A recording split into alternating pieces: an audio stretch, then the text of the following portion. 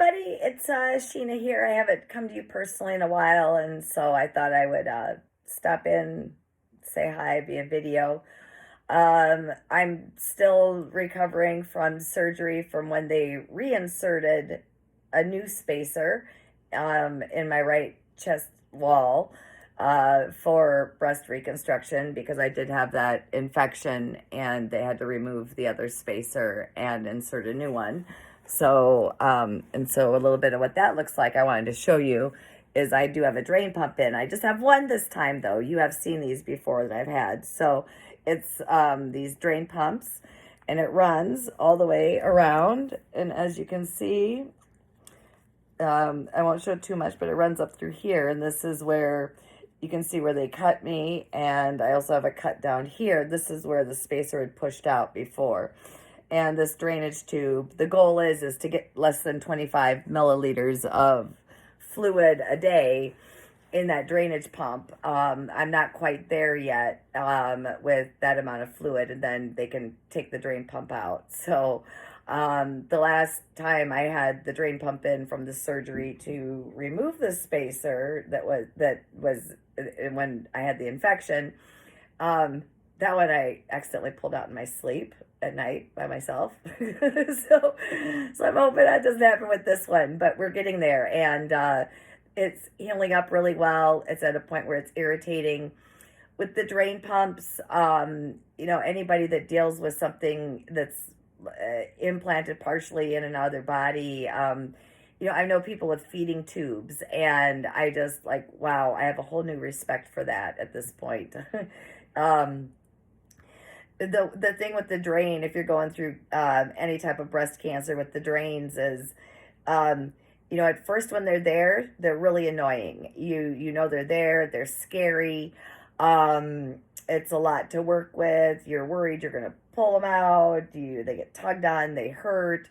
You're sore around the area. Then you kind of plateau off, and then it's a little bit, all right, pain in the rear end, but I'm kind of used to them and whatnot. And then you start to reach a point where what I think is happening is your body really starts to try to heal up around that area, and then it's irritating again. And I'm at that irritating again spot. It's really driving me nuts. But doing my best with that. I'm still fundraising, obviously. I don't know what else to do. People have cancer benefits and do all sorts of things and look, and it's true. I don't think you can ever fully plan for this. And I certainly, when cancer happened in my life, I was living life like I had the golden ticket, and I thought I had all of my ducks in a row. And I had taken some really high risks. And I like to take risks. Big risks have big rewards, but big risks can also leave you with really big scraped knees, and there's stinking flies coming in because it's that time of year. And this time I got some really big scraped knees, and yet I seem to be doing the best I can. Frustrated by being tired. I've done some changes in my medication. I've been rather frustrated with, the pain is actually easier for me to deal with than dealing with the mental anxiety and angst and unknowing, and as well as the knowing. That's the hardest part, for me at least, as a cancer patient, is worrying about is the mental game. I have been being treated for a brain aneurysm for the last 9 years, and we had used a variety of different drugs for the treatment and for sleep and for different things. And one that I was taking sertraline, which is Zoloft, which is a mood stabilizer. And I decided that, and what it also does is it interferes with some of the medication that I use for my chemotherapy. So I decided that I wanted to go off of it. And it was a real concern because I did not feel like I was doing well at the time emotionally with everything that I had going on, or dealing well emotionally with the cancer. I was not handling it okay at all, just not doing well with it. So I was not handling, well, I felt like I couldn't control my emotions, basically. Whether it was, and it would go from bouts of, it was almost like watching a child in the timescape of an hour. A child can go through the whole gamut of emotions, from hurt to anger to sadness to happy to laughing to everything. And I mean, it was to a point where I was not myself, and I couldn't understand why. And without a great understanding of cancer, and not being a doctor, and also without ever going through cancer before, or the type of treatment I'm dealing with, I didn't know, but it is the cancer drugs that do affect this. So if you're going through cancer and you're wondering, well, obviously, yeah, you are going to have bouts of crying and upset, because this is scary stuff. And there's a lot at risk with this. But don't feel, and even if you're a caretaker of somebody, that's the person and that's who they are as a person, because it's not. It can be the drugs that affect them, and they do. And I have talked to the doctor, I've talked to the nutritionist. I did end up completely weaning myself off of the sertraline, which is a selective serotonin reuptake inhibitor. So it keeps the serotonin in your body, your body's natural feel-good drug. And actually, I've been doing a lot better since I've gone off of it. And we've discussed, adding perhaps something else. But I do feel that working with the nutritionist, the goal is number one, to get me to gain some weight back.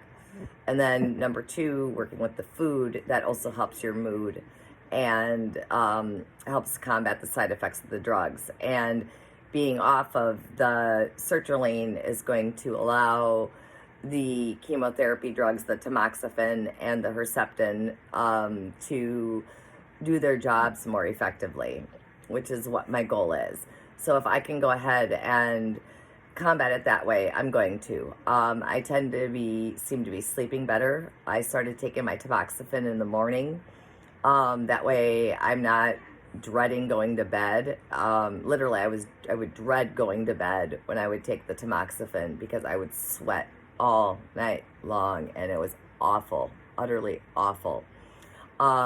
So changing the way I take that medication helped. But that's all right. And then I meet with the neurologist this upcoming week. So then we'll figure out, I also do a series of injections that I have done in my upper eye. I don't do Botox, so I don't get the Botox injections. It's a different kind of injection. So they'll do them through here, and then in the back of my head and my neck. And then I also receive injections in my pelvis area and stuff for the chronic pain condition that I have on top, which stemmed from researching the brain aneurysm years ago from a surgery. So like I said, the pain was it's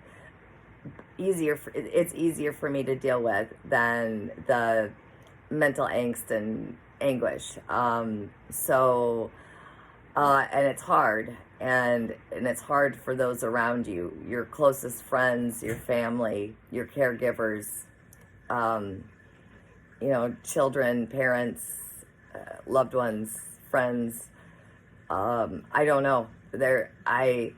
I don't know what else to do anymore than today when I started to feel it was becoming too much and I was too overwhelmed. It was just to ask a very dear loved one that you just need to leave right now because I'm just about to lose my shit. And it's hard because I don't know. It seems easier for people to take off. Not that I want them to stay when I say I'm going to lose my shit, you better leave. But then to be in the middle of losing your shit and telling people and reaching out that you need them because it's harder for them and scary and they don't understand it. But I want to express to anybody going through this or anybody who is a caretaker or a friend or family member or an acquaintance or coworker of somebody with cancer, that with love, because it's hard. And I am telling you as a woman that's coming here that I have done a lot of pain therapy, pain management therapy. Meditation. I have taught meditation. I do meditation. I use it to control pain. I've used it for a lot of things.